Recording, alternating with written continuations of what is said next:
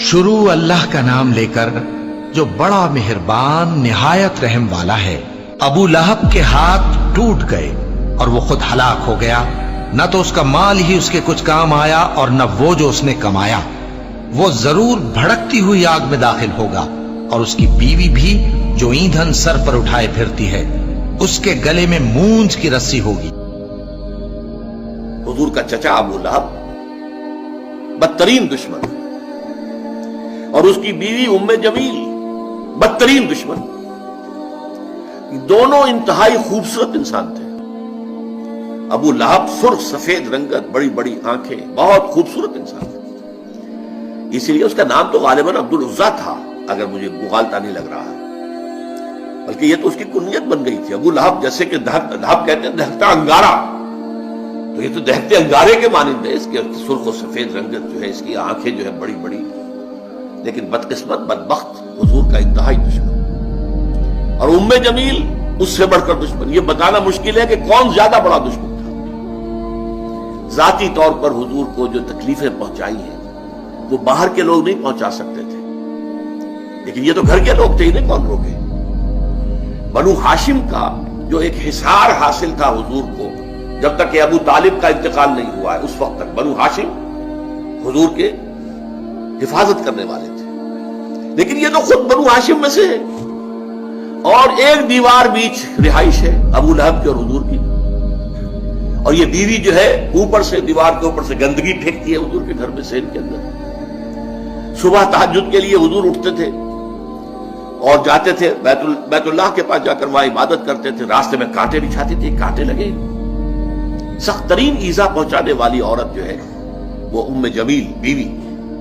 تو ان دونوں کا ذکر جو ہے ایک مکمل صورت میں، اس صورت کا درس اس وقت دینا مقصود نہیں، صرف حوالہ مقصود تھا۔ تبت یدا ابی لہب وتب، یہ انتہائی گستاخانہ جملہ تھا جو کہ ابو لہب نے حضور کے شان میں استعمال کیا تھا۔ تبا لک لہذا جمعتنا، تمہارے لیے ہلاکت و بربادی ہو، تم نے ہمیں اس کام کے لیے جمع کیا تھا، ہم سمجھے تھے کوئی کام کی بات تم نے بتانی ہے، تم نے یہ ایک توحید کا ذکر شروع کر دیا۔ اس پر یہ آیت سورت اتری، تبت یدا ابی لہب، ہلاک ہو گئے، برباد ہو گئے، ٹوٹ گئے ہاتھ ابو لہب کے۔ یہ پیشن گوئی تھی جو ٹوٹے ہیں پھر اس کے ہاتھ۔ حضور کو ذاتی طور پر تکلیف پہنچانے میں سب سے بڑا کام اس کا یہ تھا کہ اس کے دو بیٹوں کا رشتہ حضور کی دو صاحبزادیوں کے ساتھ طے تھا۔ اس نے اپنے دونوں بیٹوں سے کہا، بلکہ غالباً جہاں تک گمان ہے میرا نکاح ہو چکا تھا، وداعی رخصت نہیں ہوئی، تو اس نے کہا دونوں بیٹوں جاؤ طلاق دے کر آؤ۔ وہ گئے اور بڑے ہی گستاخانہ انداز میں، توہین آمیز انداز میں جا کر حضور کے سامنے کھڑے ہو کر دونوں نے طلاق دی بیٹی۔